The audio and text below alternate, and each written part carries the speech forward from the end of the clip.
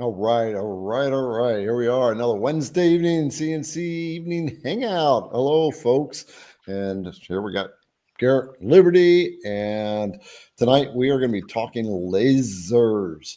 We have, for those of you who have been in the lives, you with Jack in the shop. This guy is a laser expert, and he's been on before and gave a very good presentation about lasers. But it's been a little while, and lasers are a nice complementary aspect to the CNC routers. And just for you folks that want to just do laser, we got that. Also got another little guest I'm going to bring on board after he brings on his presentation, or after Jack does his presentation, and it's the guy that I actually used.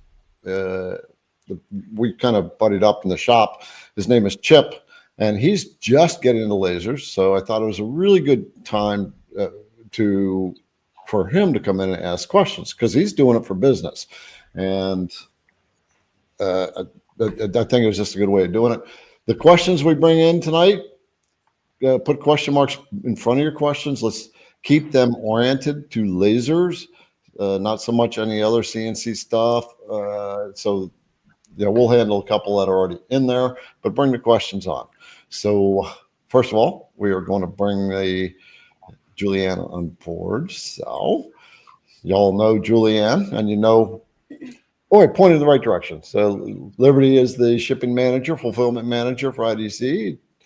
Liberty, the creator, and Julianne, she takes care of all the. Is she on that side for you? She's on. She's right there. Right. At the Okay. bottom for me. Okay. Yep. You're on the bottom.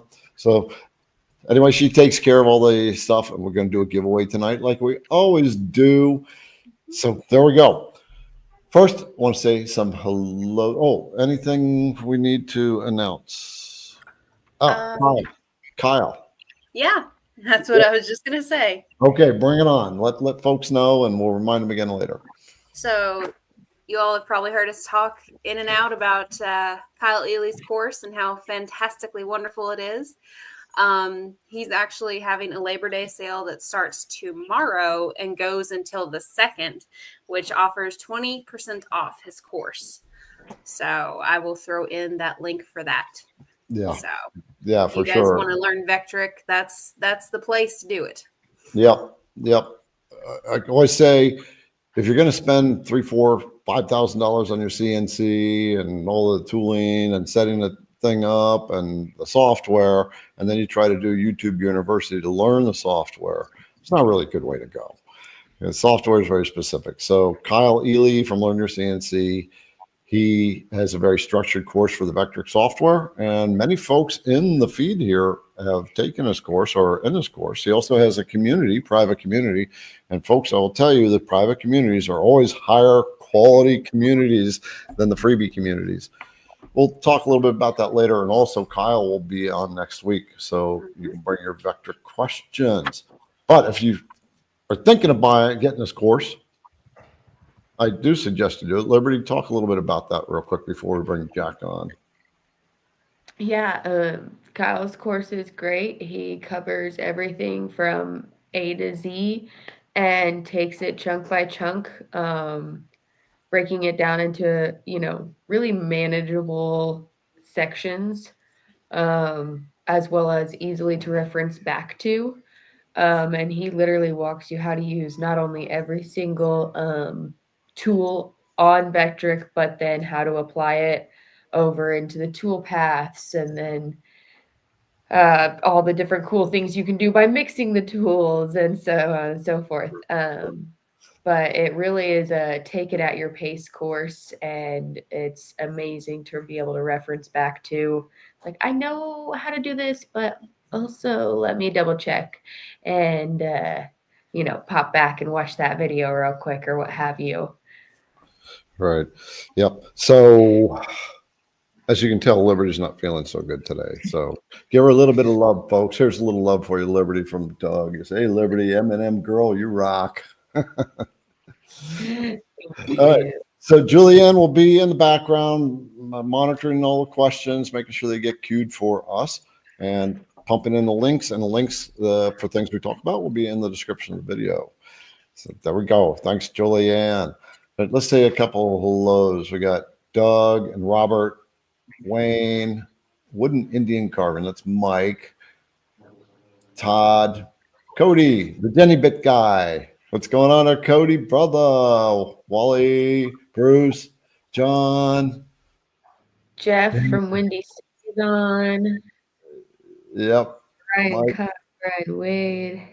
We had a good talk last week. Todd, whiskey and tea. Yep, You're not wrong, Todd. right. We had a good discussion last week. What do we got? Hi, all from North Texas. So we're just going to be punching your names up here. John, hello, John. Talked to him on the phone last week. I forgot what I was just saying. Oh, well. All right. So we are going to get into lasers tonight. Remember, we're going to be giving away later on. Kyle Ely's got 20% off his course Labor Day sale starting tomorrow, going till Tuesday. And maybe we'll send out an email to remind the CNC insiders. You ready to talk laser, Liberty, and start learning? Let's do it. So we're going to bring Jack on, and after he's done, then we'll bring Chip in to ask questions that you would be asking if you're brand new with lasers, and we will take care of your questions as well. All right, this is Jack. Jack in the shop. What's going on, Jack? Thank you for joining us. Hey, Liberty. Hey, everybody in chat. Yeah. So, Jack, for those who don't know who you are, when you give a little, a little 3-minute Cliff Note version of what you do and all this genius stuff you do. I do a little bit of everything. I was building computers when I was 14, and always been into electronics, and that just one thing led to another. So, I'm into CNC router, CNC plasma, 3D printing, of course, lasers. I dabble in a little bit of all of it. Yeah, to give you an idea of what Jack does, he likes to create stuff. He took his long mill CNC and turned it into a plasma cutter, which I haven't seen. I think you sent me pictures of that a long time ago. I think I did. Yeah, I'd like to see that again. So we got about 250 people on board right now, and that number's going to be climbing up. Actually climbing up right now. So what we're going to do is we're going to do your little spiel about introduction to the lasers, and you're going to do a little bit of Lightburn talk, right? And then we'll bring. Yeah, I'm going to get a high-level intro to the Lightburn interface. Okay. Well, you ready to dive in? Go ahead and you share my screen if you want to. I've got Lightburn pulled up. Okay. There we go. Of course. I guess everybody's already going to notice when you bring the Lightburn up, everybody's already going to recognize your workspace. And everybody's already going to know what the design tools are over on your left-hand side. Down here at the bottom, we've got all these little colored squares. You can think of those as your bits, your different bits. So if you was to come in here and draw a shape, you could put it on different layers and have different settings for each color. And instead of changing out bits, you would have different, just different layers. Okay, so each color is a power setting and a speed setting, basically? Yeah, there's all kinds of settings in there. We'll get into that in just a second. This on red, so you can see it. I just reinstalled my computer, got everything fresh here. This is a fresh install of Lightburn. Okay. Some of the first things you might want to do when you first get into Lightburn is open your settings. There's a lot of settings in here you can change. Only a few things you really would want to pay attention to. In the display, the field rendering, that makes the rendering just a little bit slower, but you wouldn't really notice it.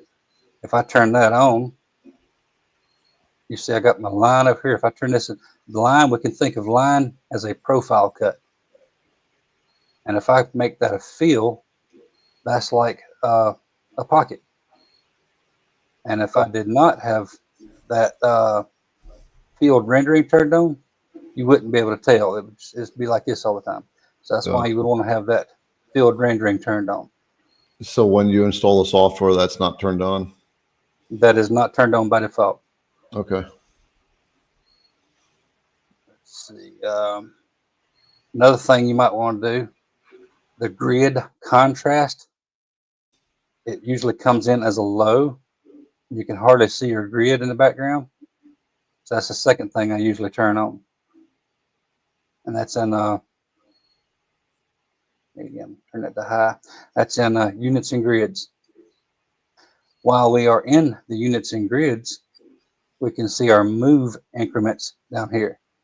So if you use your arrow keys to move these shapes around, these move increments determine how far they move. If you hold the control and arrow, it moves by 1 millimeter.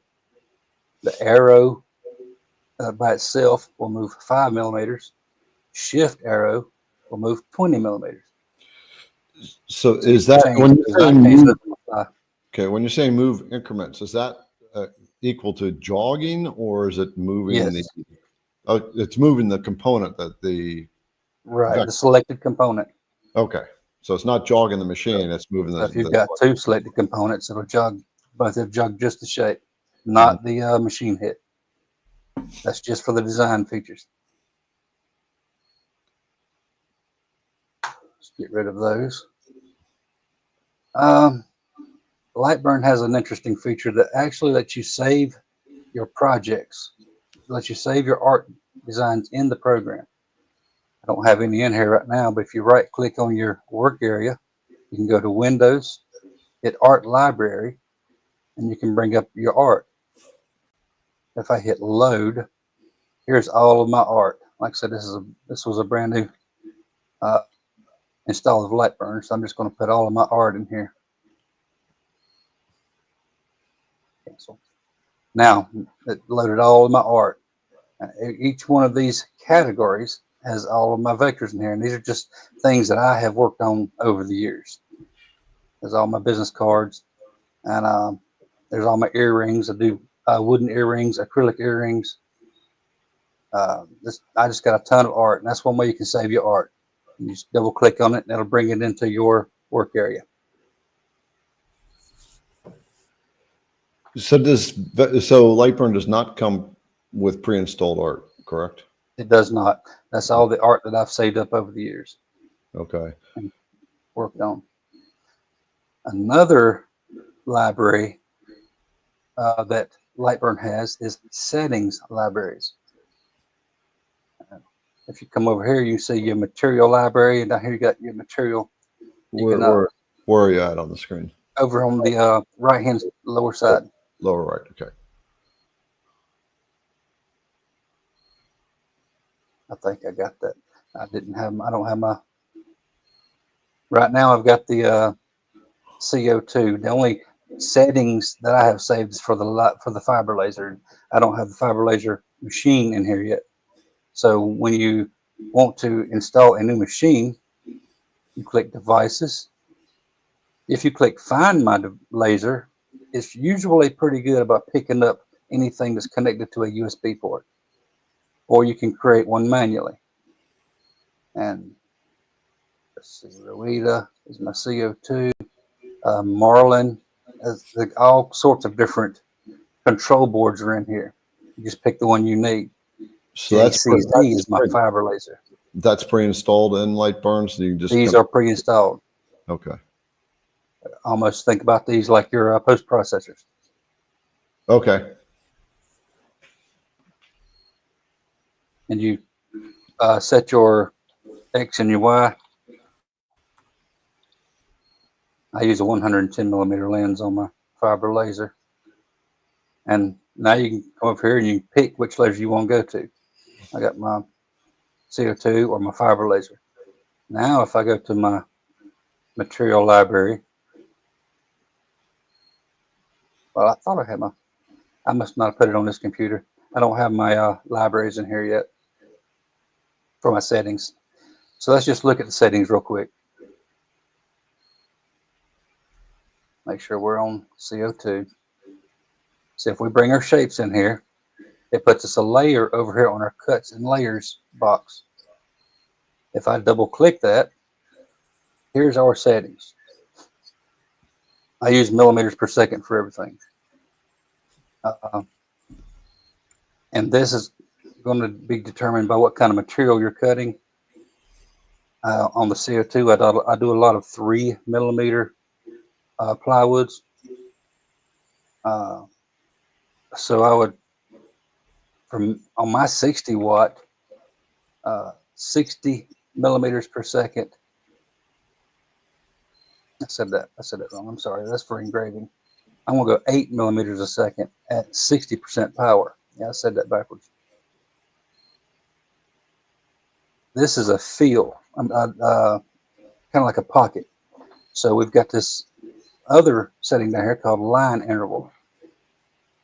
And that'll change how dark, how close the lines are together. So it'll change how dark your engrave is.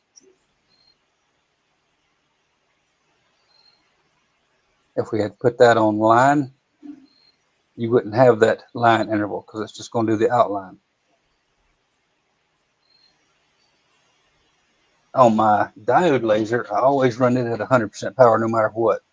And I just changed the speed to change the how deep I want to engrave or how dark I want to engrave. It's not going to hurt your diode laser to run it at 100% power at all. You can either run it at 100% power and get done with the job faster, or you can run it at a lower power percentage and have to run it longer. So it's going to equal out to about the same anyway. A CO2, you do not want to run those at 100% power. Keep them under 80, at least 80.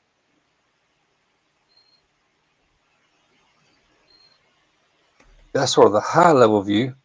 I know I did have a question about repeatability.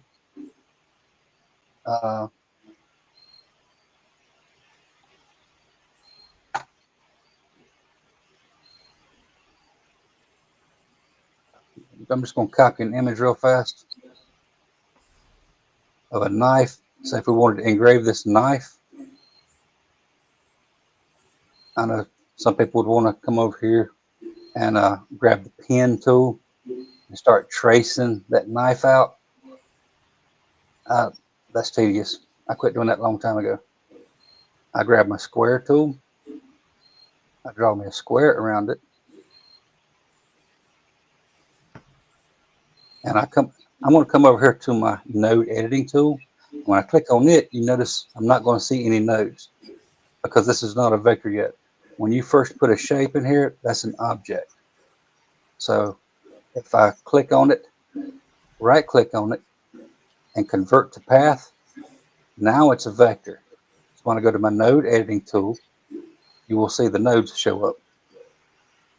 And I'll just pull the nodes where they need to be.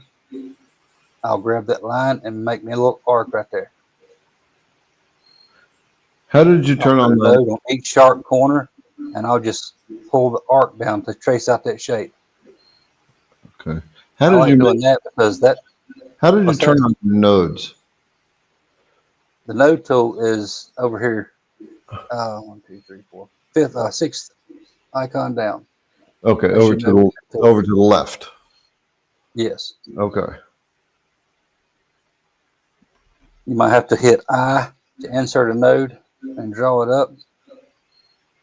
And this is a very bad purchase. I just copied this off the internet, but just to do a real quick trace, this is one of the quickest ways you can trace your items and have as few nodes as possible. That's another thing. I want as few nodes as possible.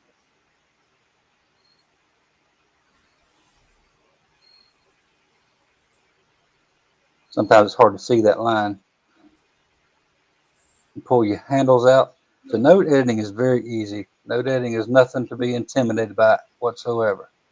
But once you get that traced out, you can take this square and put that around that knife and have that fit to your material. And when you cut this out, you've got a jig. That'll be your piece of plywood of a knife, and you can put that right down in the bottom of your work area, bottom of your honey pad. It'll fit right into that honeycomb. And that's how you can have repeatability. You just put your knife right in that cutout, and you can do one knife right after the other. That's how easy it is to make a quick jig. Huh. Of course, I would take that image away, and we'll be left with this. But there's your jig. All right. So you use that to engrave right on the knife. basically. and you can engrave right on the knife. And it's perfectly lined up every time. And you keep this jig. Anything you start engraving on, you're going to have to do your testing. If I took my laser up to your shop, I would have to redo all of my tests because the environment changes. It will change your result on the engrave. So how does the environment impact the laser if you change it? That's something I'm not really sure about. I don't know why, but I do know that I don't know if the temperature, the ambient temperature, that'll change the outcome of your engrave, especially on metals. But since you've got this set up, you got your jig set up, you come over here and grab your text tool. Let's make that a lot smaller. And you could actually engrave your settings for this knife in your jig. That way you've always got your settings right there at hand. So that's one thing I know Miss Ellen was wanting to know about was repeatability. And jigs like that are super easy to make, no matter what kind of part you're wanting to trace. What I would typically do is when I took a picture of the item that I was wanting to trace out, I take a picture of it with a tape measure behind it. Okay. I could draw me out a square. I see up here, I'm in millimeters. I can just click this button right here and go to inches that quick. Width, say if that was 5 inches, we had a 5-inch square there. I'd make this 5-inch square match 5 inches on that tape measure. I'd stretch this picture out until that tape measure read 5 inches on this square. Okay. And that's how you know that's going to be perfectly sized.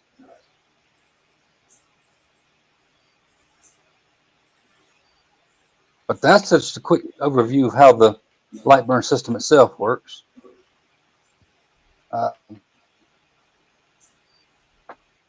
It's pretty simple, pretty straightforward. When you're going with a CO2 or a diode, that's pretty much the only 3 settings you have to work with is your power, speed, and infill. Or not infill, but line interval, DPIs. Okay. I do 3D printing too, and that's where I got infill. So when you set up a laser and you set this stuff up here, then you have to test everything and make sure all your power settings are going to work relative to something else. And what? If you go up to laser tools up here, Yeah. we've got a material test right here. Okay. This will give you can have as many squares as you want to. This will make little squares at different intervals. You can set up your minimum speed, minimum power, maximum power, and it will make a grid of all those different settings in between your mins and your maxes right there. And that will give you a material test. And at the bottom, so, it'll give you speed. At the side, it'll give you the power. And you can match the color you want and just plug those settings into your material. and where's this setting? Where's this test feature? Where'd you pull it in from? If you go to the top, you see laser tools. Okay. You come on down, you see material tests. Okay. All right. So when somebody gets their Lightburn, the first thing they need to do is turn on those 2 options that you talked about before. All right. Then they have to select what laser type they have. Yes. And then the next logical thing is to go into testing to make sure your settings are going to work with whatever you're doing based on what your environment, whatever. Right. Mm-hmm. Okay. Material tests are very important, but they will vary a little bit. Different parts of material, you know how wood grains work. Different parts of material is going to react differently because of a tighter grain. So you will get a little bit of variances. Bamboo is about the worst. Bamboo is not really wood; it's a grass, but it is the worst about changing. It's the worst about trying to get a consistent dark mark on a bamboo cutting board, engraving for an engraving.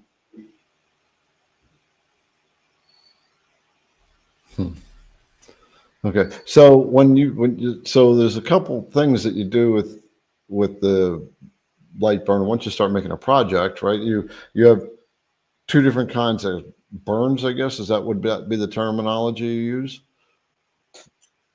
You're talking about like the Yeah. So you have the cut through. You have the cut through, and then you're not cutting all the way through. engrave, yeah. Yeah. So that black would be a cutout, and that red would be a pocket, like an engrave. So are the little color icons down below? Is that something that's preset so that you would know which ones? They are preset, but they're not going to be what you want. You're going to go in and change those. Okay, up at the upper right. So what are Yes. each one of these items in the upper right? You got two in there right now.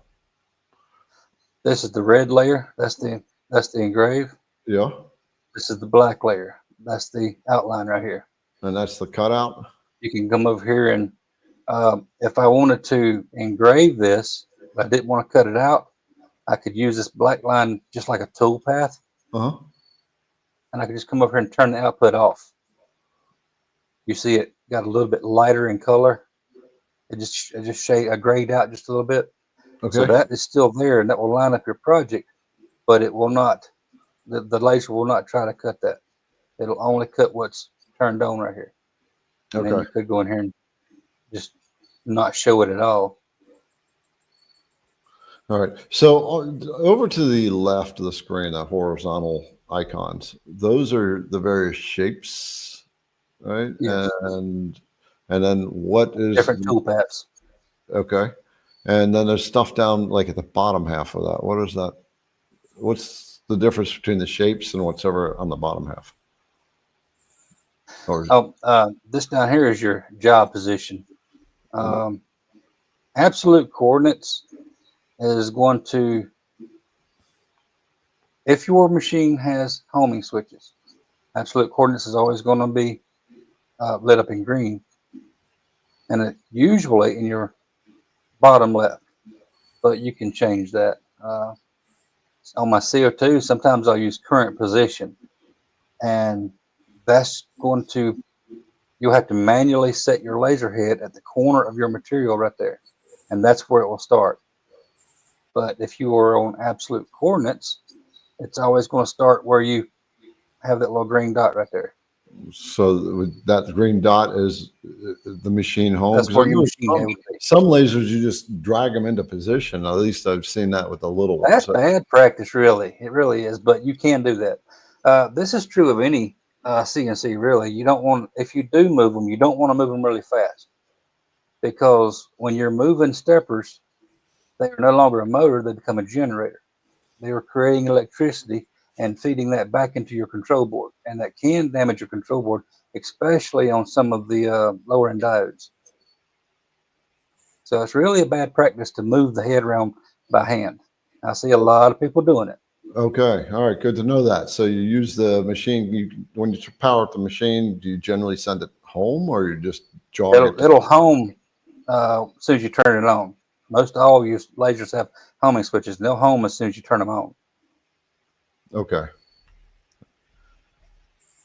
All right. So folks who are just getting into Lightburn, what are some of the things that you would say they need to know right off the bat, besides some of the settings? What are like the big pointers that as a beginner they really need to zero in on? Practice. Yeah, Get in there and play with it. Do your material settings. That's about it.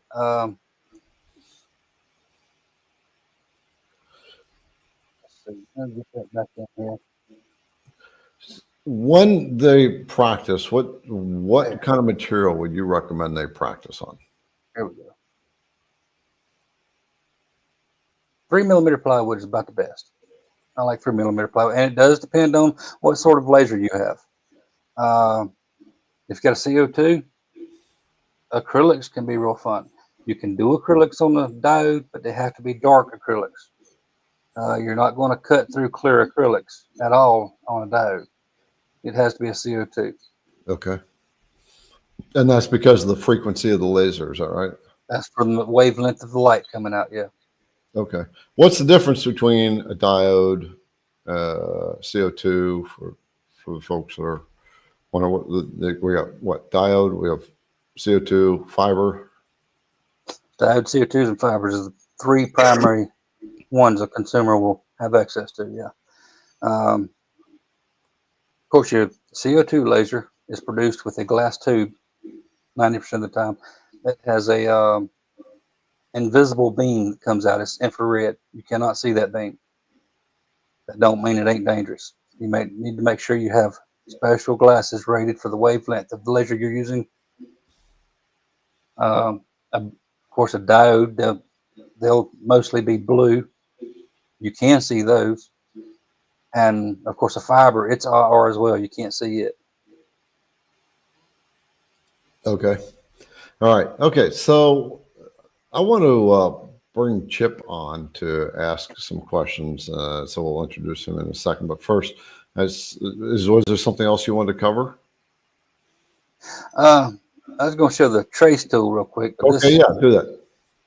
This image is so bad, it's not going to trace very well.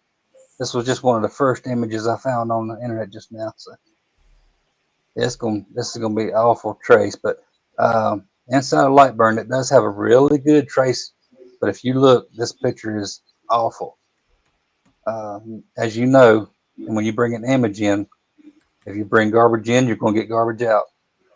But if you right click on the image, we can go to our trace image. And we've got these sliders here we can play with. If I bring it up a bit, I can actually get a little bit on this image, but not much. That's just not a good image to mess with. And so the Of course, when slide. you trace the image, it's the same thing. It'll be grouped. And you can come up here and ungroup that image so you can get rid of all this noise right here.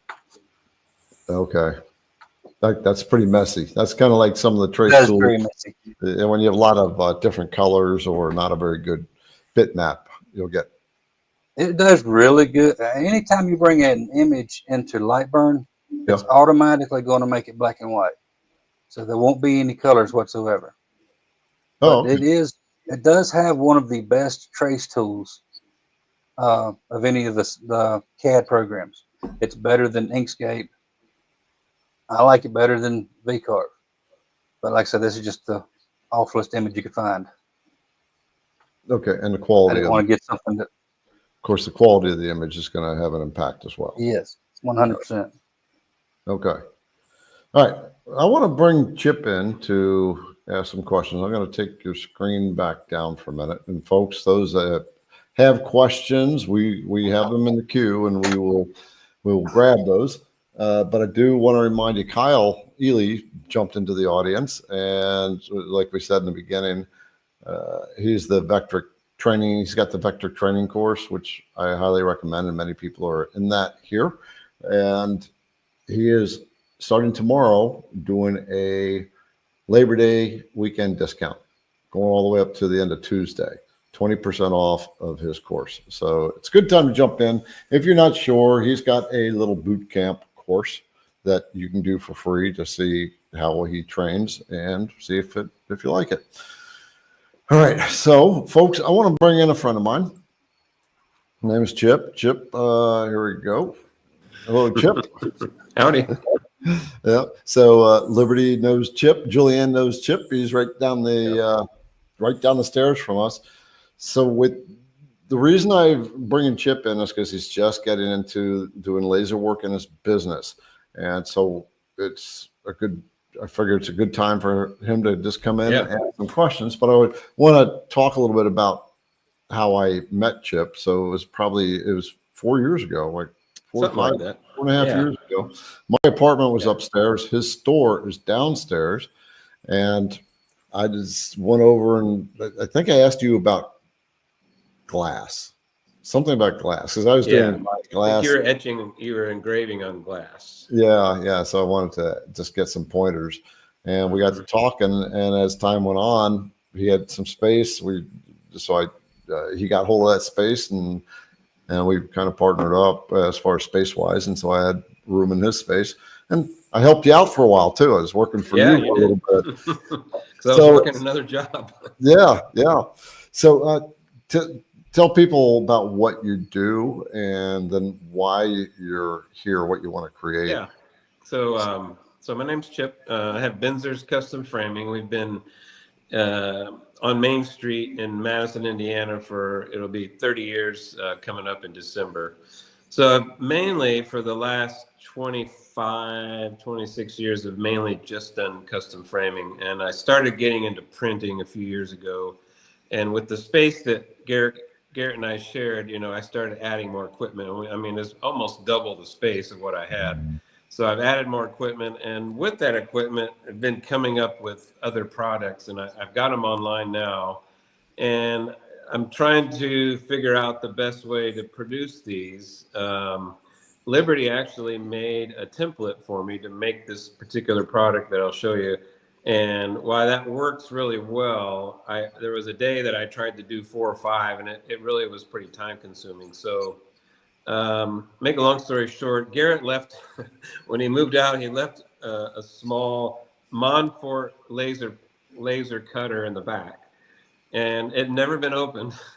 I mean, it had never been used. I mean, it still had all the stuff in the package. And so I got that out. And I'm like, well, I'm going to try this out. So the ticket or the key to this product really it's perfect for laser cutting. I mean, it's hard to explain why. I can show you a couple of examples here, but the main question I have for Jack in going forward with this is, and I want to buy a bigger laser. Right now, the one I have is only 8x12, and the products I'm doing are up to 35 or 30 inches, tall by 24 wide. So the Lightburn workspace looks very similar to AutoCAD. I'm really familiar. I used AutoCAD for several years from my father-in-law's company. I also use Illustrator, on a daily basis. So the workspace looks very similar. What can I open file types from AutoCAD and Illustrator in Lightburn? You can export SVGs and open those in Lightburn. Yeah. But it will not open the native file format now. Right. So, I mean, I have to save. Would it be better to use Illustrator and save it as what file type did you say? SVG. SVG. Okay. I think both of those programs support that. When I would send Garrett stuff, I had him make something for me, and I think it was a EPS file, maybe. I don't know if that sounds right. Mm-hmm. There's several files I can save my drawings in AutoCAD or Illustrator, and when you go to save as, you get like a million types. And I know there's DXT. There's a bunch of them. So is that the only file that laser or the Lightburn supports? Is that SVG? It does DXF as well. Oh, I do not like DXF files. Yeah. DXF has too many nodes in it, correct? Too many nodes, too many straight lines. Right. It'll really mess up a file. Okay. Before you go on, Chip, I wanted to just so people know what you do a little bit more. Do you have a couple samples there? Yeah. Okay. So I kind of explained how I got started with this. So I found this old license plate, and I thought it was pretty cool. It's Indiana, 1936. So I took a picture of it and I printed it, and I was like, well, what am I going to do now? So I went from there to this, and I'll have to stand back. So I made a bigger size and transferred the image. So you can see this is the two sizes, and I kind of like the novelty of making a large license plate. So, and it's on Masonite, and so using the template that Liberty, is mainly these slots. I can kind of round the corners with the sander, but these slots were kind of crucial. It's really hard to do that by hand and have them look, not, like they would be. So I went from there, and I was like, well, that's kind of cool. So then I got another license plate. Made that, this is an actual Indiana license plate that was a dealer plate. And so I started making I was like, well, what if I could customize the letters? And so from there, I went from that to this. And so I changed the year to the year that I opened my shop and the Finzer, and just kept mulling around with the idea. And so I've made a couple of these, and I kind of like that and I've been selling them just from them being in the window of my store, So I use kind of an AI feature to create these letters. So when you look at it, it really looks like the letters are really, the original letters of the license plate. So then from there, going back to my old license plate, this was the original image. And then I really liked it more than any of the others. So then I went from there to Madison. So still the 36, still the Indiana, but all the letters or all the numbers were changed to letters, and they really look like, looking at it in person, the way I take a picture of it, it looks three-dimensional, and the letters look like the letters that are really on there. So it's kind of cool. So the problem is using a router, using a sander. I mean, we're talking about some time, and then, you can also see the white edge of the paper because I mount these to this board. So when I found that little laser, I started cutting out little shapes, like that. So this is actually a small version. And the problem is that my slots didn't line up with the slots in the picture. And that's kind of the crucial part of this product, is being able to start the laser like right here and know that it's going to go, around and hit those marks. I mean, one way would be to take out the slots in the image and let the slots just be cut, close to where they are. That was probably the way to do it. But it really cuts those slots really nice.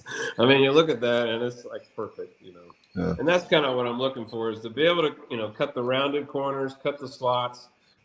But it's not a thing where I cut the board and then apply the image. It's the image is on the board, and I've got to cut the image and have it cut precisely where I want it. So that you can see how far off it is, Yeah. So that's kind of my main thing, is the file types, because I can create this in Illustrator or AutoCAD, and have it. I can print it out and make sure it lines up exactly how I want. But placing the material in the bed of the laser is what I'm really looking at, so that it will basically look like the ones I showed you, only cut out more precise. Yeah. So you Okay. print you have those generated through AI, then you print them out and then you glue them Yeah. onto the Masonite. And you Yeah. can do any kind of license plate, like you can have it say, be a vanity license plate or something like that. Oh yeah.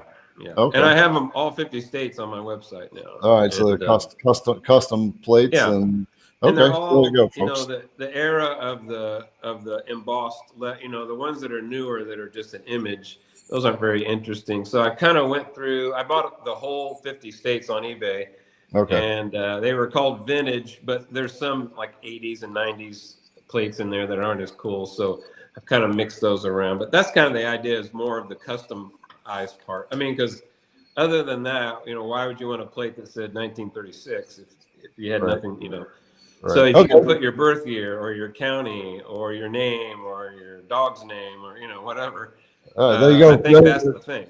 Yeah. So, all right, there you go, folks. You want a custom plate? You can go to his website. We're linking it here in the description.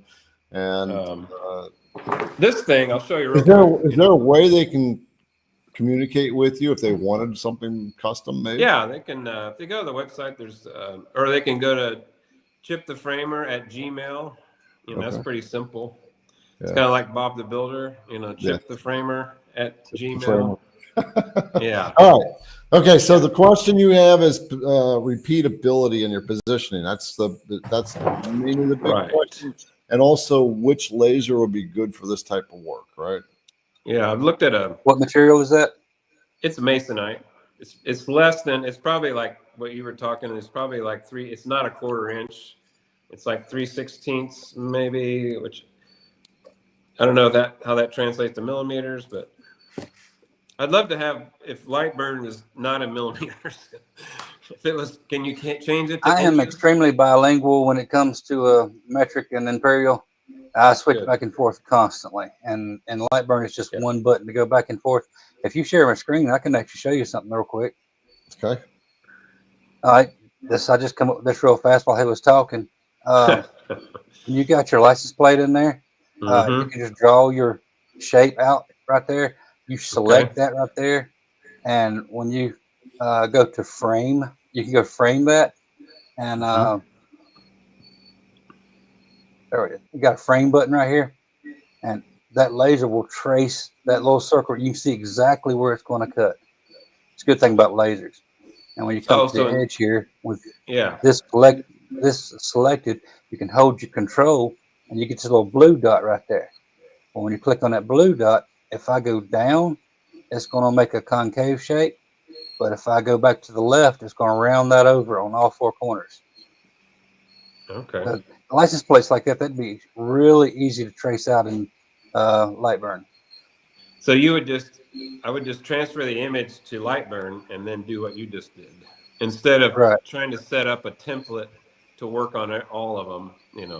Once you got that, you can just one right after the other. Yeah. Okay. Yeah, that's very similar to Illustrator as far as, when you draw a square, it's got those same little handles in the corner to make it a What is curve. Illustrator's file format? AI? AI is the file format. Lightburn does import AIs, but I would suggest sticking with SVGs. SVG. Okay. Yeah. So Yeah, I mean, that's the main thing. I'm also doing these little, I'm not trying to make a plug, but these, Garrett, actually, I'm going to have to stand back. Garrett cut this out for me, and I had to do the print later and try to cut it out. So if I could just put a rectangular piece in there and then have Lightburn cut it out, lining it up, that would be way easier. I actually used this as a template to route out another. It wasn't as smooth, but that's mainly what was the compatibility with Illustrator and AutoCAD. Are you It'll able bring to in all talk about sorts of different brands? files. You go to import, and you can see it'll do PDFs and all kinds of stuff. But Okay. I know DXF and some of them other ones can really mess the file up a little bit. Yeah. So for the other question was positioning, right? So if whatever machine you have, once you have it, if you send it home and you base your thing off of that, does the Lightburn work with offsets? Work offsets? Jack? Work offsets. Like G55, 56, 57. It does have a console. I don't use it. I don't even have it on here right now. Mm-hmm. You can get to that console, but as far as saving those, you can save a go-to position. So when it gets done, it'll park up at the top somewhere, but it does not really have the work offsets like you're talking about.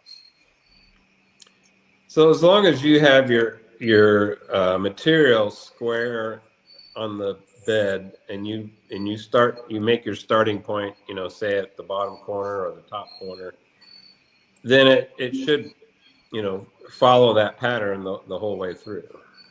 Yes. Okay. And I said when you do your frame, when you frame it out, Mm-hmm. like you can just select that one slot, frame that out, and you might want to select that one slot over here and frame it out. Once you got those two, everything else is going to be perfect. Okay, that makes sense. Can you lock the vectors into position?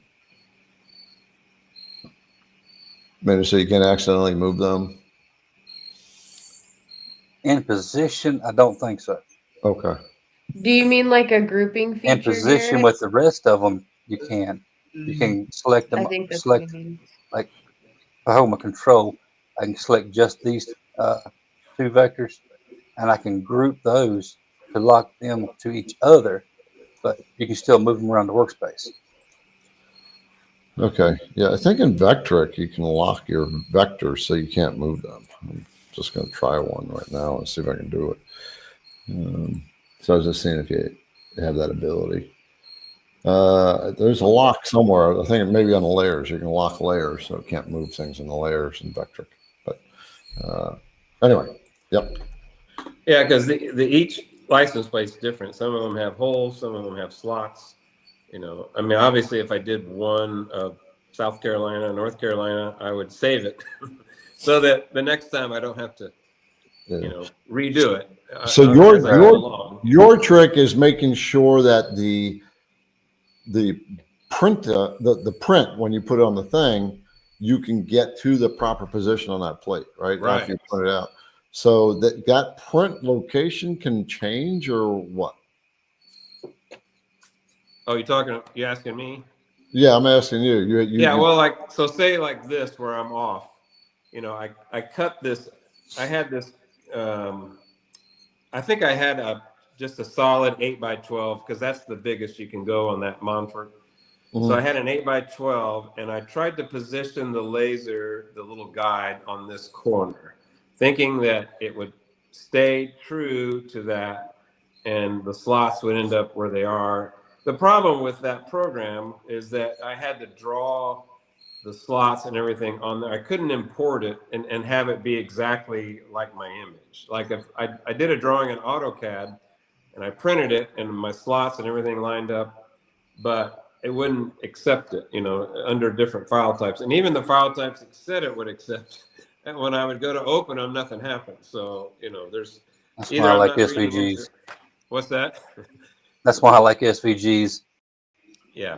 So, so that's the issue is because I'm starting out with a solid piece that already has the image. It has to pretty much, if it was the other way around, it'd be easy. Just stick it in there and it would cut out in the center. And then I'd have a blank basically like this and then work with that. But I need to have it to where it's this and it's cutting it out exactly where I need it to cut it out. You know, I can fudge a little bit here and there, but pretty much I want to be able to cut it out and be done with it. Because right now I'm spending a lot of time getting these things perfect, you know. Yeah, you frame out them ovals and they'll be perfect. Yeah, you can see where it's going to cut before it cuts. Yeah, just the one I'm using, that little one it's amazing the difference. So. All right. Yeah. Okay. Cool. So did that help you out, Chip? Oh yeah. Yeah, for sure. All right. Because I want to. What about different brands? Are you at liberty to talk about what you like as far as a laser that's, you know, I think some of the sizes I've seen are 35 by 25. It's like an odd size, but you get in the larger ones. That's really going to bump up the price. I don't have a particular brand that I care for. Most all these lasers have the same parts on the inside. Right. So when you're paying all this money for these big name brands, you're paying for support. I'm not one to call support. Something happens, I'm going to tear it apart and get into it.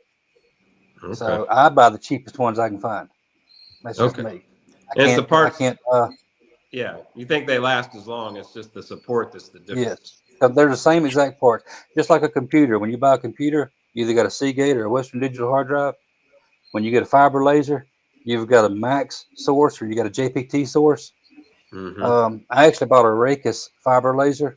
I had it for like 4 months. I wasn't 100% happy with the power. I tore it apart and I put a 100 watt JPT source in it. So I rebuilt it from the ground up.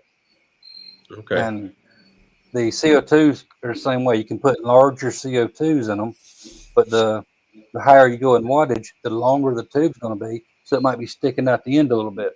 You might have to build your little box going in. Yeah, but they pretty much always got the same parts on the inside. Yeah. Well, now I know I can, through Garrett, I can call you if I have a problem with something. There you go. Yeah. You might want to go check out the channel, Louisiana Laser Guy, I think. Louisiana Hobby Guy. That's Rich. Down in Louisiana, yep. Louisiana Hobby Guide? Yep. He's got a lot of videos out, and he's really good at this stuff, too. Okay. All right. Hobo with Wood is a really good source. He's my next door neighbor over here. He's really good with Lightburn. Okay. Okay. All right. So I want to start getting into some of the questions that people have. We got quite a few in the queue. Thanks for having me on, by the way. I appreciate you letting me have the questions. Yeah. for sure. And again, folks, Chip, he's got those custom plates, and you can make pretty much anything on them, right? You can make vanity plates, make them look ancient. So you can go to his website if you want something, good present, right? Gift, Christmas gift, or Father's Day gift, or just put it in your man cave shop or your woman cave shop. Yep. Sure thing. Thank you. Yep, definitely check out his thing. So, all right, Chip, you hang out in the background. You can sit there and watch. And actually, I think I want to keep you on board just in case there's a question that somebody has, and it spawns another question from you. But first, I just want to say to Bill, gave us a $5 super sticker, Liberty. We're going to put that towards your fund for Texas, your steak fund, Texas steak fund. Liberty and Julianne are going to Texas. That is next month, right?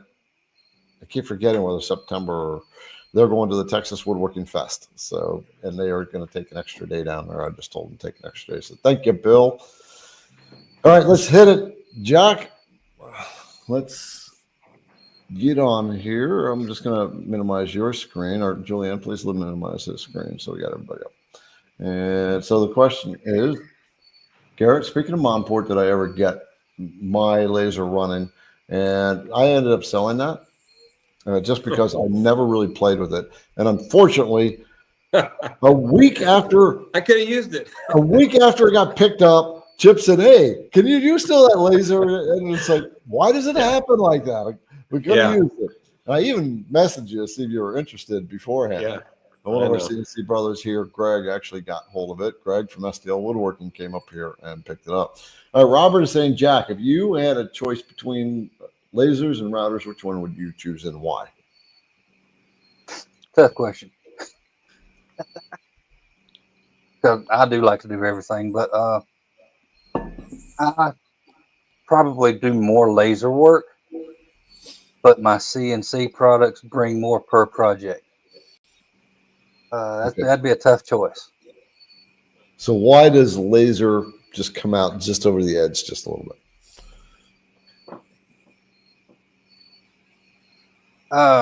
Customizing individual products. Okay. I do pocket knives. I do that with the diode laser. Then I do the blade with the fiber laser. You can, with a laser, you can customize anything. And when you customize something, you can 3x whatever that product cost. Okay. And here's an idea, folks. So I've seen people do this. They'll buy the real inexpensive cutting boards. They buy the bamboo cutting boards and they buy them in bulk. They pay $8 a board or something like that. Customize it. Now they charge $40 for it. And Get hooked up with a realtor and they clean house. Realtors are really good with that one. Richard, question: how do I design for the bowl cutout with my Vectric 11.5? So that's a CNC router question. Richard, I bring that question to us next week. Actually, it's better to do that next week because Kyle's going to be on board and we can talk about the Vectric then. So hold that question, brother. We're going to stick to lasers questions as much as possible. Dale, I would like to know more about the laser that can come with the alt mill MK2. What are the pros and cons? So I don't have the laser for the alt mill. I do have a laser that came with the long mill. I've used it a few times, not much. But Jack, we talked about that briefly. What's your thoughts? What's your thoughts? I'm not sure what they offer with the long mill, but if it's like the one that comes with the long mill, I would not advise it because it's a 5-watt. I know the original long board cannot provide enough power for anything over a 5-watt laser. And that's just enough to make you angry. It's enough to make you fed up with lasers and not want to continue with them. Yeah, I know the alt mill super long board has a bit more power going off of it, but I don't know if it's the same laser or not. If it's a 20-watt or above, I'd say go for it. I like keeping the parts separate if I can, because if you got your laser going Well, that's tying up your CNC. So you're stuck with one project at a time. Now, I know I'm in the same boat with my router and my plasma, but I just don't have any more room for another machine. Okay. How is saying, okay, this is a quick non-laser question. I use ore mask on a project. I had sealed with lacquer. When I pulled the ore mask off, left a lot of sticky residue. Any suggestion on how to remove the sticky stuff? I had the same problem, Howard, on a big project. And what I did, I put it in a warmer environment and the adhesive got soft and I could just take my thumb and I could just roll it off like any of that gummy stuff. So just warm it up. Not too hot, but 80 degrees or something to that effect. And you should be able to roll it right off. Next one is Richard, grandkid. Oh, this is for you, Liberty. Grandkids love the M&Ms. They want me to buy more bits. So Liberty always packages M&Ms in your packages, every order, right? Every single order. Yeah, we haven't done an M&M feed and speed test lately. I'm going to have to get some more M&Ms. Wooden Indian carvings, Mike. What about lasing different color layers of paint on various substrates? I do a good bit of that. I was right before the stream started. I was trying to find a tile that I did, a ceramic tile. I've done ceramic tile. I do a lot of canvas. I'll put a white coat down. Then I might put a green coat, let it dry. Then the very top layer will be a black layer. And of course, you'll have to do your material test to see how much power it takes to get through each layer. But of course, the darkest colors are always going to burn easier. So you can do canvas paintings, tile paintings, all kinds of different, just by layering your paints. Okay, but you always go from light to dark. From the bottom is the light, dark is the top. Interesting. If you do not cover the canvas with a white coat of paint, the laser will start to char that cotton canvas, and it'll actually catch fire if you ain't careful. Okay, Chip, you do custom framing. Does that like you get pictures and stuff, and you're doing modifications on pictures? Do you think is there something in that area that you might be kind of interested in? You mean using lasers with? I wasn't sure what he meant by the colors with the lasers. Different colors. Spray cans, just acrylic spray paint. Oh, just spray paint. Spray paint. I use Rust-Oleum. So you're saying you spray the canvas and then you use the laser to draw on it? Is that what I'm understanding? What you would have to do is take your image and invert it, because you're spraying white just as a protective layer. Right. Then you'll put black on top of it, and your laser is etching away the black layer to reveal your image. Oh, okay. It's reflecting. It's reflecting off the white. Right. Wow, I never thought about it. I didn't know you could even do that. So you can control the laser so it's only going through the black and showing the bottom color. Is that right? Okay. And like I said, if you stack your colors, you can have a light pass to get rid of the black, and it might show a green or a red layer. Have another pass that's a little bit more powerful that gets rid of that layer. You could have a 3 or 4 layer painting. And that's where you would use those different layers in Lightburn to adjust, so if you're doing your blue or whatever the color is, you can adjust that speed and the power and all that. Gotcha. Oh, interesting. Yeah, I never thought about that. I didn't know you could do that. Yeah. Also, folks, I didn't say about Chip. He also does custom framing. So I guess they can send you pictures, right? Send you stuff. Oh, yeah. We do pictures and printing. The website has where you can print off your phone, upload off your phone, and we can send it to you in a canvas or a paper, wrapped canvas, paper, or with a frame on it. So. Right, okay. And usually I've given Chip a lot of stuff, and I just give it to him. He's really good at coming up with the concept, the matte colors and what have you, the frame, type of frame. So he's got a really good eye for doing it after 30 years. All right, we got Funwayo. Can tiling be done with both X and Y axis in the same file in Vectric? All right, that's not really laser oriented. Bring that question next week. We have Kyle Ely coming on board, the guy I was talking about that's having the Labor Day sale on the Vector course starting tomorrow up till Tuesday. For Matthew, Jack, what laser did you start with? I actually started with the K40. At the time, it was a $250 40-watt laser, small itty bitty work area. First thing Diode? I had to do was rip all the guts out of it so you get something in there big enough to work on. But it took a lot of modifications. It didn't have air assist. You had to add that. So I wouldn't suggest. I didn't have it very long before I stepped up to the big red and black 60-watt.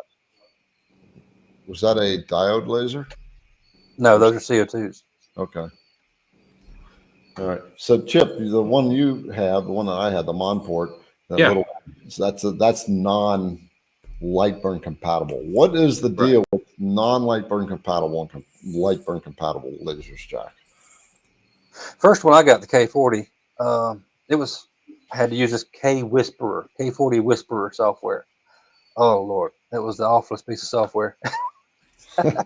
I would absolutely suggest making sure the laser is Lightburn compatible.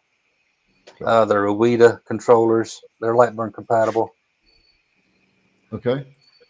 Keith is wondering, can you do aluminum with 45-watt laser? Do you need to tilt it? Yep. 45 watt. I need to know what chemistry the laser is. The fiber, absolutely. Are you wanting to engrave the paint off or the anodizing off of aluminum, or do you want to actually get a deep engraving in the aluminum? So I don't really have enough information there to answer that question. Okay. Liberty, how's your throat doing? My throat's not too bad. It's that I'm coughing a lot and all of this congestion's up in here. So yeah. I'll keep doing the questions on JR. Jack using Lightburn with Vectoric, getting them set up so they play nice with each other. Example, I've done all the mill carving on the part, now want to laser my logo on the part, still on the table.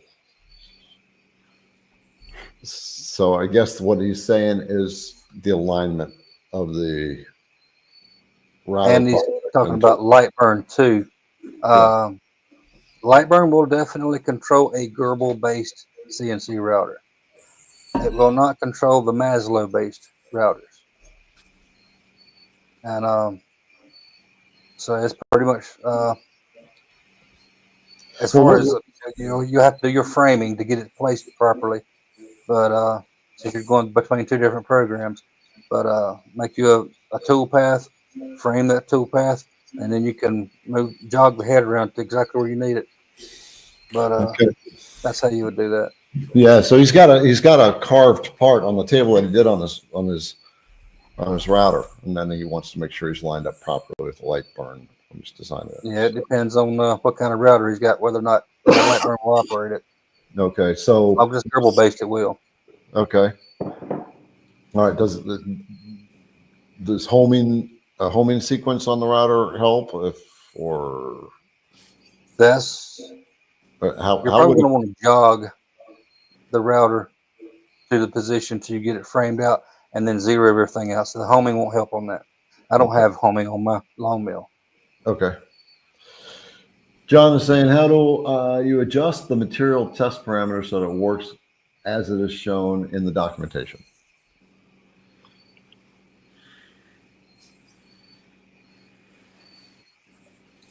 So I think what he's saying here is you got the test parameters and it shows something in the documentation. So he's wanting to match that. So he's have to make some adjustments.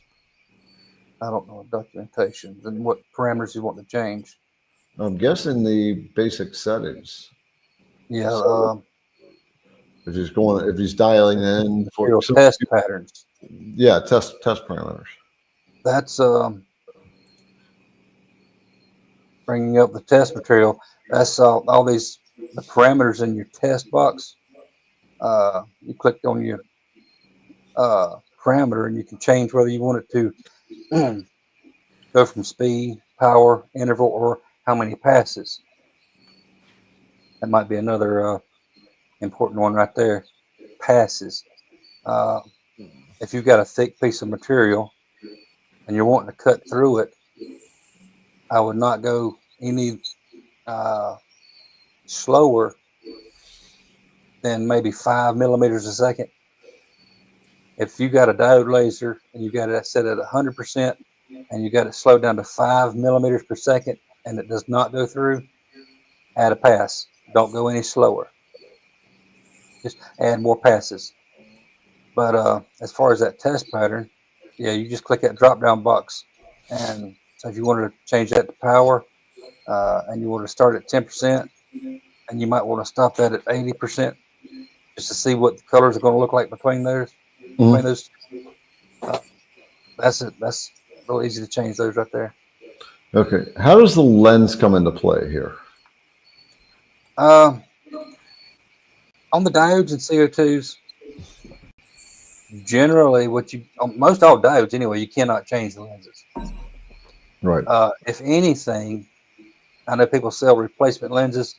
That's not really the lens. That's a protective coating, so you don't mess up your lens.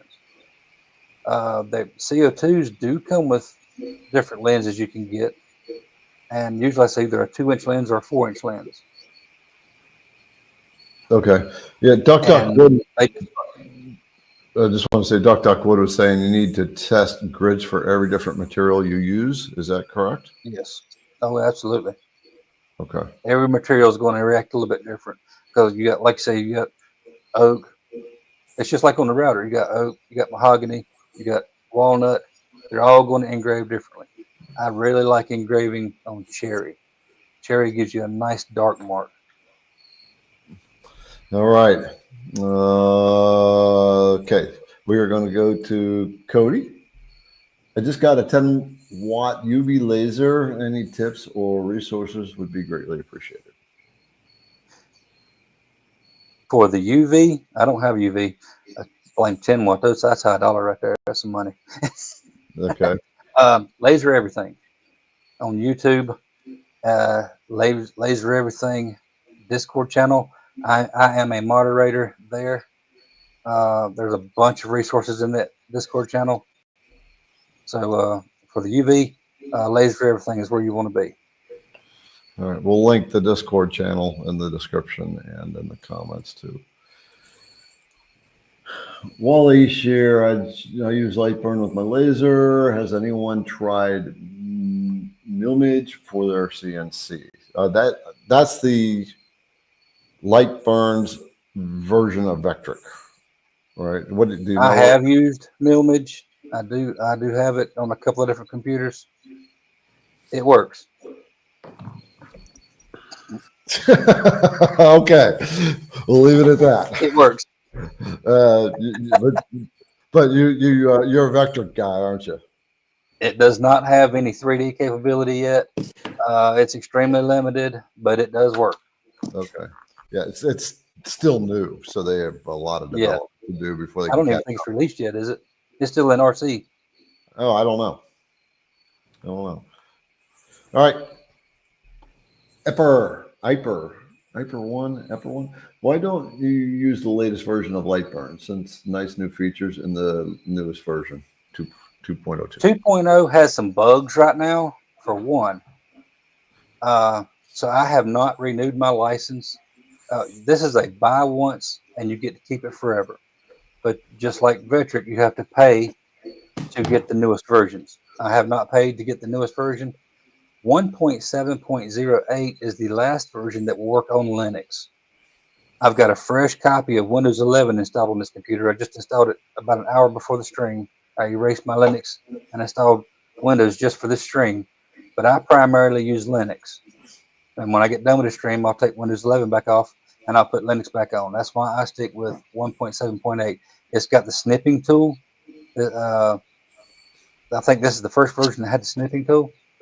But version 2 does not really have a whole lot of that many good more features, better features. Okay. And there are some people having some problems with it right now. Okay.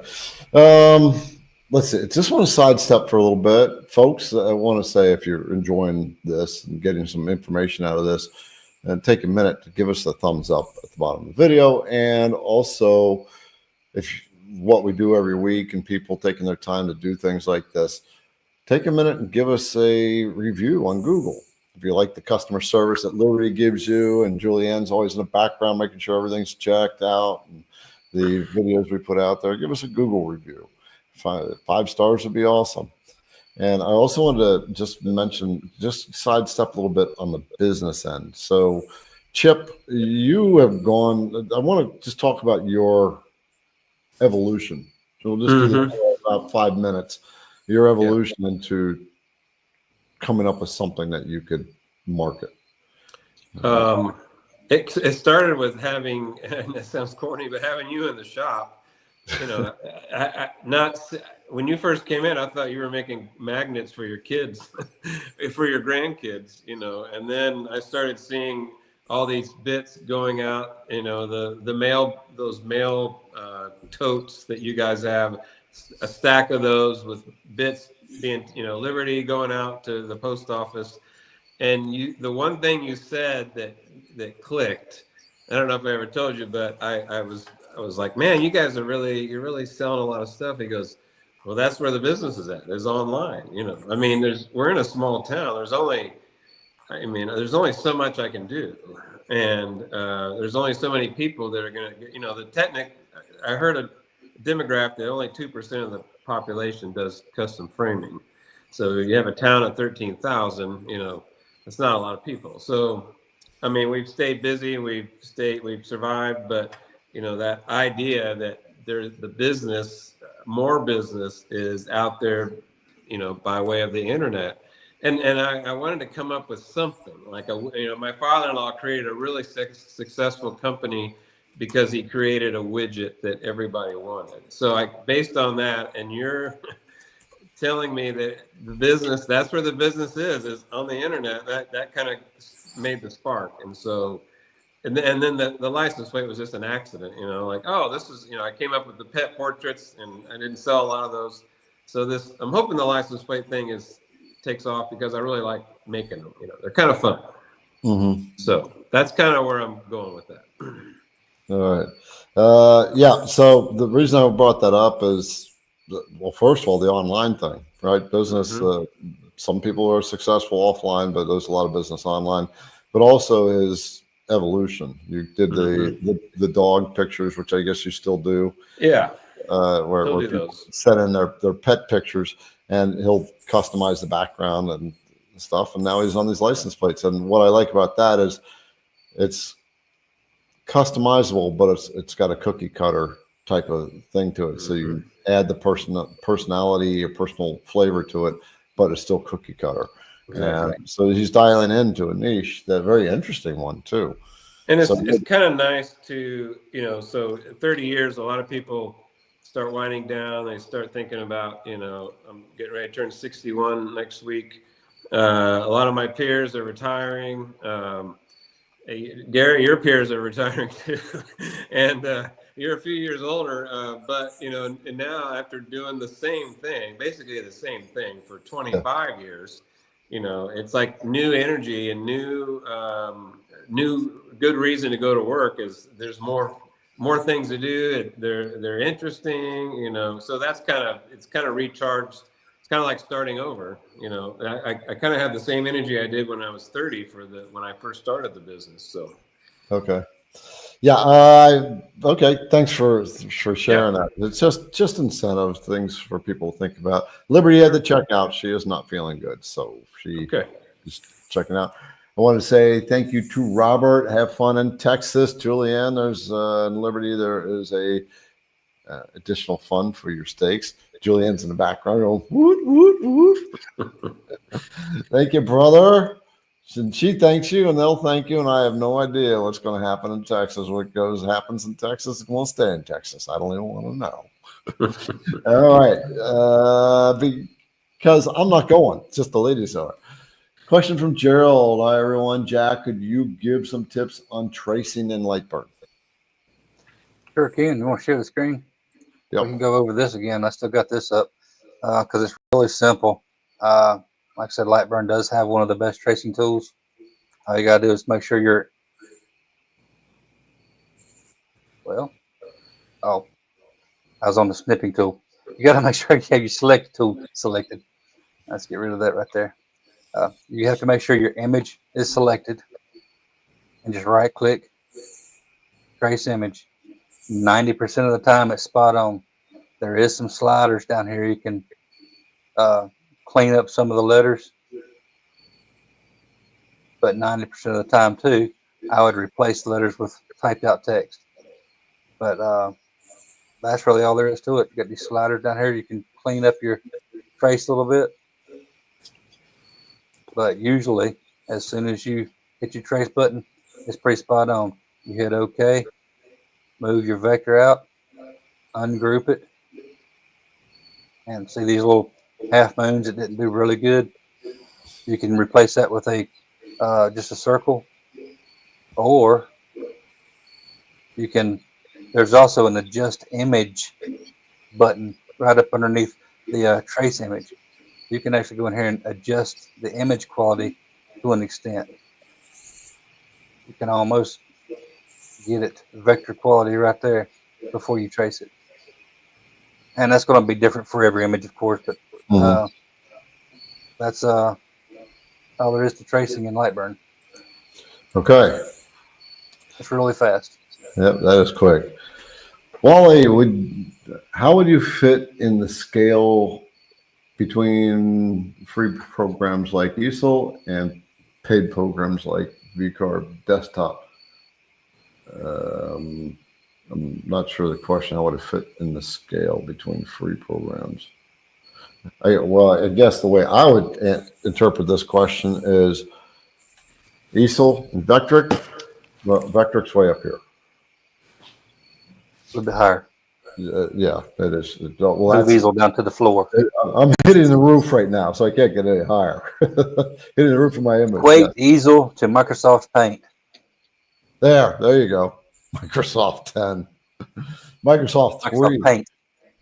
Gerald is saying, do you have any tips on using VCarve Pro and transferring vectors into Lightburn? For example, making a crib board, peg holes, and cut it out, and finishing the other vectors with a laser.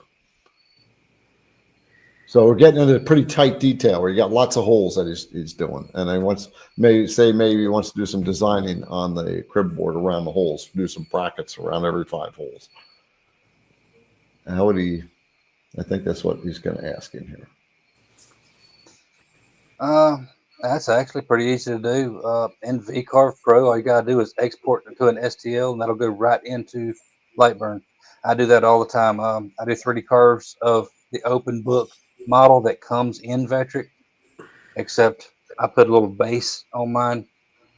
I'll take that off of the CNC and I'll bring it into my laser, and I'll bring those vectors out of VCarve right into Lightburn. I'll have a little vector right for the seam of the book, and the same vector on the top that you use to warp your text. I'll use those as alignment tools and actually engrave the text on the laser. That way I don't have to worry about any paint fill or anything. I get a good dark mark with the laser. Okay. Chip, any more questions from you that are inspired? I thought I had one a second ago about the trace. So when you trace that and you move that image up, you basically can move the image up to where, I guess, the home, what we would call home, or the starting point, or do you move the laser to that's my confusing part, is looking at the drawing and knowing where is the cutter gonna start. And so like if you started to cut that out, like I would take out the letters because I just want the outline and the holes. Where would that start cutting if you went to cut that right now? That's where you would have to frame it.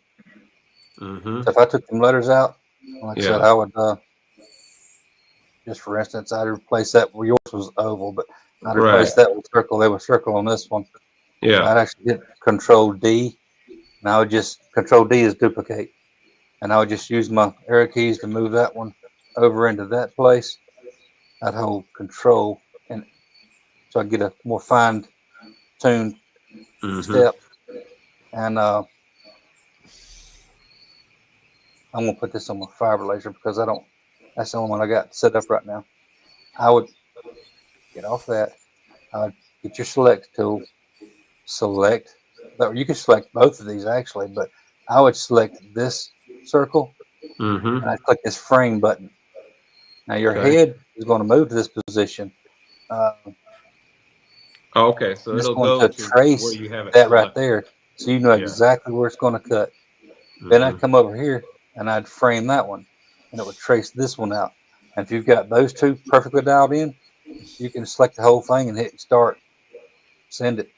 And because you already selected the two circles, it's going to do everything else in proportion to that. So Right. okay, That's your register marks. yeah. No matter where the material, well, I guess so. Is there I guess can you make like a kind of like a corner, almost like a jig where you set it in the same place every time, like almost like a clamp. Because whether Make a jig. what's that? Yeah, whether I select that or not, if my material is not in the right place, it still could cut it off, where the holes aren't lined up like the example I was showing you. There. So if we want to make a jig, once you got those lined up, Mm-hmm. that's the image. So I need to make a vector around that. Sounds to me, Do a Chip. trace. Yeah. So when you print your things off, Chip, they're printed off on a piece of paper, right? Large, well, whatever medium you're using. But then you have to. It's not printing out just the shape of the plate. It's printing out with larger material, and so that's what you're playing with. Yeah, so I basically cut my masonite, a rectangle without the rounded corners, and then I just file off the corners and then cut the holes. Yeah. But with the laser cutter, I would have an inch of space around the license plate, and then wanting it to start where the image starts, and having a place on the bed, I guess, where I can so if I made them all the same, extra inch all the way around, and I put that corner, I want to be able to put it in the same spot, I guess, or wherever That's where you would starting point is. That's where you would take this frame. You would snug that up against your honeycomb. Okay. Your honeycomb bed. It would park right tight against your honeycomb bed, but not yet. Hang on. This is your license plate. Right. You would take your license plate. You would do you an offset, and your offset would be as big as your material. So once you got that offset, there's your jig. You put that against your honeycomb, and that's so the how honeycomb you represents the bed, the cutting bed. Yeah. Honeycomb is your cutting bed. Yeah. Okay. All right. That makes sense now. All right. Okay, so we have Bill is saying we're doing a picture on a UH, a piece of wood with the Lightburn. What's the best setting for the wattage? What's a picture on a UH? What does it mean? On a UH. I think he's saying I don't know what that is. Picture on a piece of wood. Oh, okay. Oh, he might be voicing it. Yeah. He's doing voiceover. What's the best setting for wattage? So what is the rule of thumb in this type of question when you're setting your wattage? Doing a picture. So he's doing a picture engraving. Picture engraving for a 40 watt, and you're doing it on a piece of wood, is completely going to depend on what kind of wood it is. It can be drastically different between basswood and Baltic birch and oak. Okay. That's where you just got to play with your settings and get those numbers. All right. 40 watt also depends on whether you were talking about diode or CO2. And talking about wood, so you're absolutely not talking about a fiber, because you do not want to try to do wood on a fiber laser. So there's a lot of holes in that question. Okay. Jack, can you paint dark stuff behind clear acrylic with a blue diode?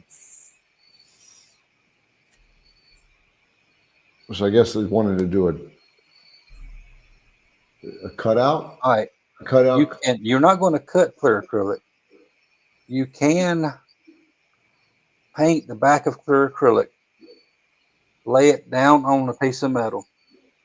The diode laser is going to go through the acrylic, bounce off the metal, and it will flash back onto the painted surface. It's very nasty, extremely hard to do, extremely hard to get your numbers dialed in, but it is possible. Okay. Why would somebody do it that way? Is that they're just trying to engrave on the back side of the acrylic, which would maybe be the front Yeah, because side? they have a diode laser, and you're not going to do anything on clear acrylic with a diode laser without some sort of a medium like that. Okay. Okay. Next question. Let's see. Is Liberty, but she's not here, so I'm gonna. It's not that. Chuck, what are your thoughts? Chuck is saying, what are your thoughts on adding laser to my CNC as opposed to getting a standalone laser machine? So it's a laser that mounts on the spindle that comes from the company or whatever. So what are your thoughts on that? There's no one answer for everybody. If you're limited for space, I mean, that is absolutely an option. JTech makes some more powerful lasers that you can mount to your CNC. I would stick with 20 watt or above, and I would absolutely get a honeycomb and raise it up off of your spoil board. I like having that honeycomb material raised up and a piece of metal laying under it.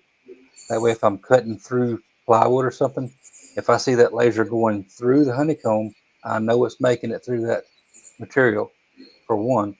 For two, having it raised up helps that smoke and everything go through. It actually helps the cut. And to get the best cut, you really need to have air assist. That's not really an option with CNC mounted lasers. So there are some drawbacks to having that system, but if you're limited on space, it is an option. All right. Okay, we're at 9:30, so I'm going to bring out two more questions. So we got 7 in the queue, so I'm going to just find the 2 best here, and then we're going to do our giveaway. So let's see what we got.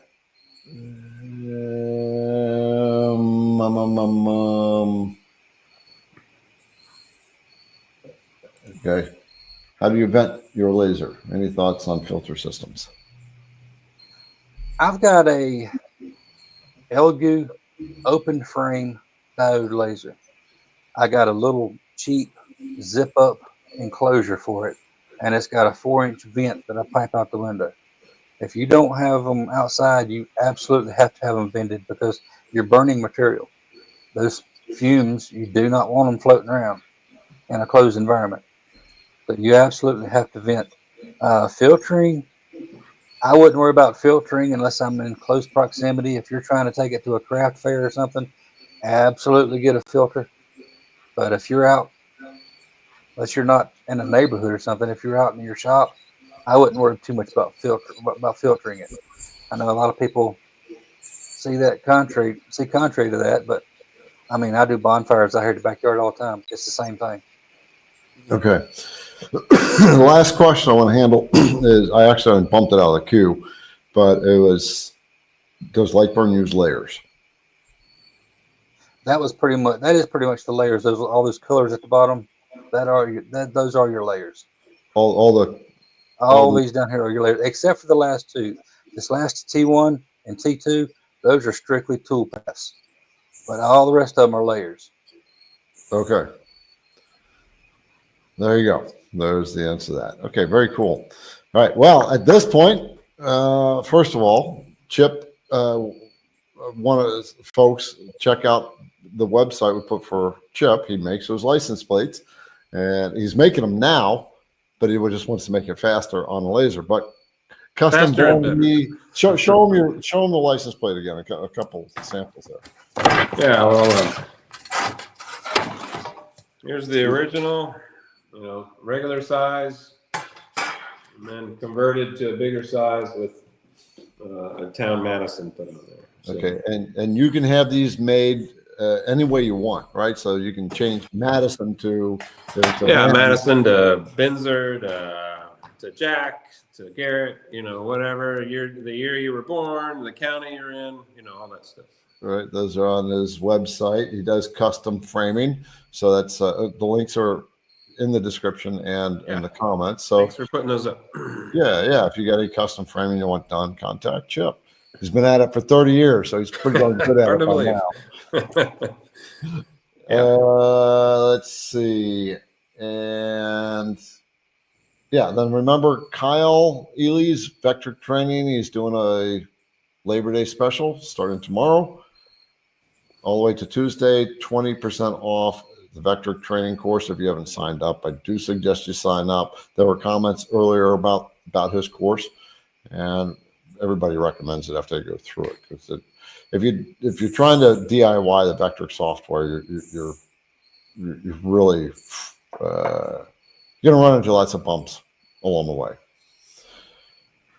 Okay, and with that, Julianne, are you ready to come out? Jack and Chip, you get to have a little fun with us. We do our weekly giveaway, so you can just see how this falls together. I'm going to bring Julianne out. This is where the real people that wear the pants at IDC Woodcraft take over. Missing my partner in crime, though. I know, Liberty's out sick, and it's my time for my beer. So I'm going to drink my beer. All right, you guys. If you're just joining the IDC live stream for the first time, welcome. Hello. We do this lovely giveaway, usually at the end of the night, at the end of our live.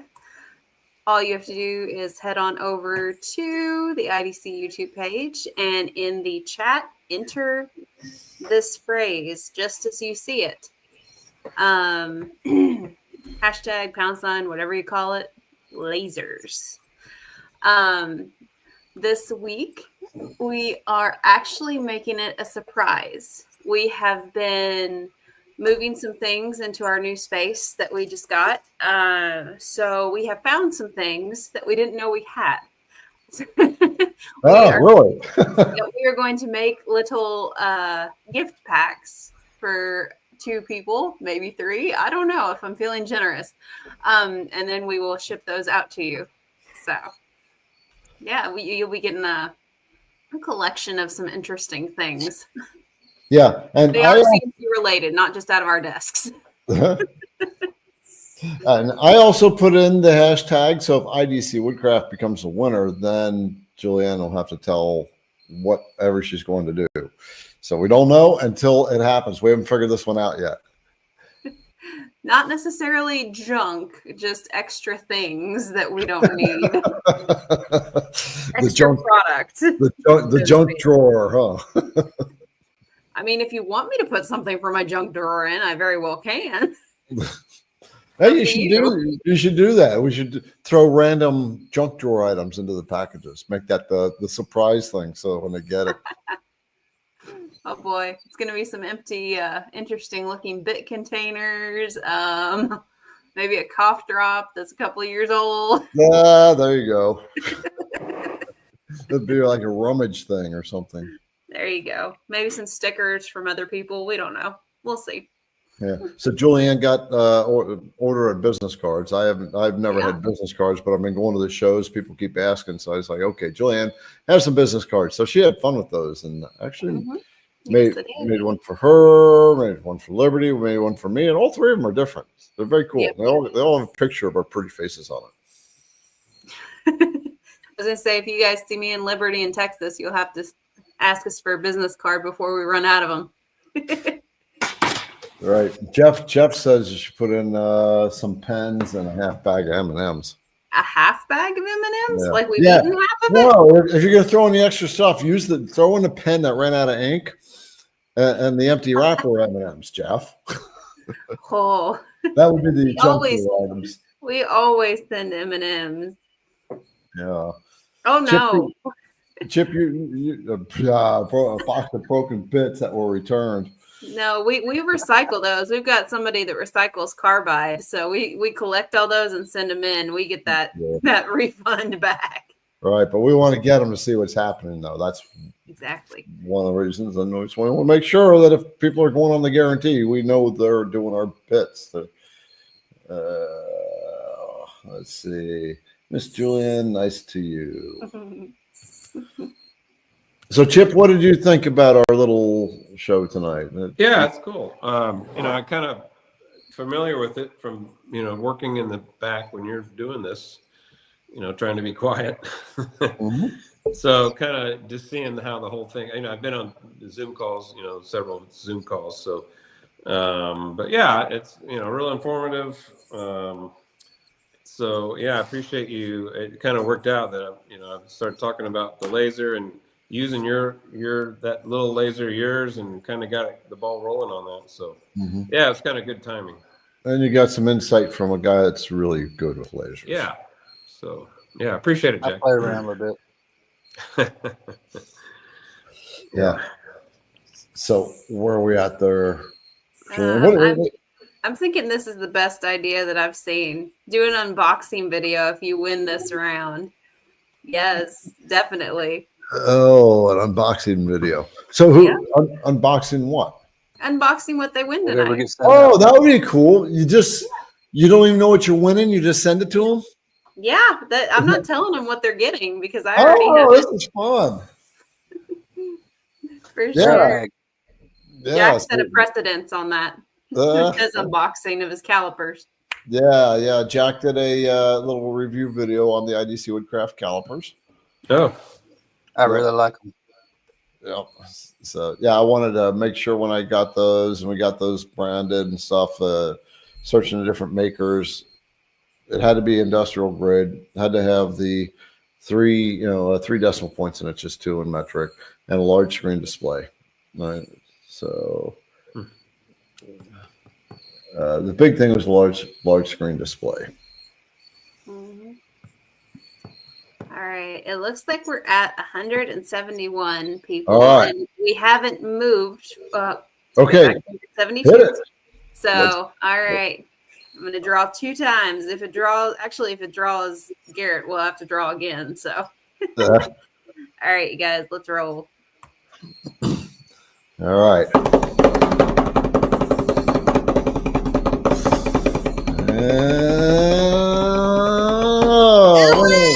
Ellen, Madra, Ellen. So this is Ellen. She's on every week, pretty much. She's got the most interesting CNC business on the planet. Ellen, that's so cool. And when we were at the Vectric Show convention in Texas, Ellen showed up there, and Liberty and Ellen were like this the whole time. They're just buds. Ellen, congratulations. Happy to see you win, sister. Yeah, and that was right after she said, I'm not good at taking videos. Now you got to take video. Wait to see that video, Ellen. Yep. It's going to be a good All one. you got to do is have your husband put the camera on there, and you don't even need to see your face as you unbox it. Just your hands. Yeah. We'll make it good. All right, you guys, let's go ahead and get this second winner going. We had some last minute people. All right, then. Here we go. Roll it again. Here we are. All right. I saw IDC fly by, so I'm I did too. All right. And Sam was really close. David. All right. All right, David. Woot, woot, woot, woot. Okay. Now, Ellen, we know who you are. David, I'm going to need you to pop over to idcwoodcraft.com and hit that contact us page. I'm going to need your first and last name, address, and email, please. There's a lot of Davids in this world. We need to figure out which one you are. Yeah. Yep, for sure. All right. So, with that, folks, thank you for hanging around as we talk laser Lightburn here. And Jack, thanks for taking the time to explain some of this stuff and answer some of these questions. I hope somebody got something out of it anyway. Yeah, and Chip, thanks for coming in. And I just thought it was cool just to there's someone doing some business work, and he's trying to figure out how to make it work. Yeah, after seeing you do this, to be actually on it, it's kind of cool. Right. So yeah, I appreciate it, Jack. It's good to meet you, and I'm hoping this this works out for what I'm doing. I think it looks like it will. So. So, Right, so cool. if I get contacted by multiple Davids, I'm not gonna say anything. Yeah. Oh. Yeah, David, you're gonna have to give us a tip of who you are here. It helps because that's a little too broad for us. I was gonna say I've got other Davids that are just like, wait a minute. Yeah. Mhm. Yeah. Ellen said she was having a rough week, and this just made her feel better. Thank you. All right, Ellen. We love you. Everybody, thanks for coming on board. Remember, the links are in the description. Kyle's Ely's course, he's doing his Labor Day weekend sale, and 20% off. And Chip does the custom framing. He also is doing those custom license plates. So your websites are in the description of this video, so you can get stuff from him. And with that, thank you guys. We're going to check out. All right. Here we go. Hasta See you luego. guys. Have a good night.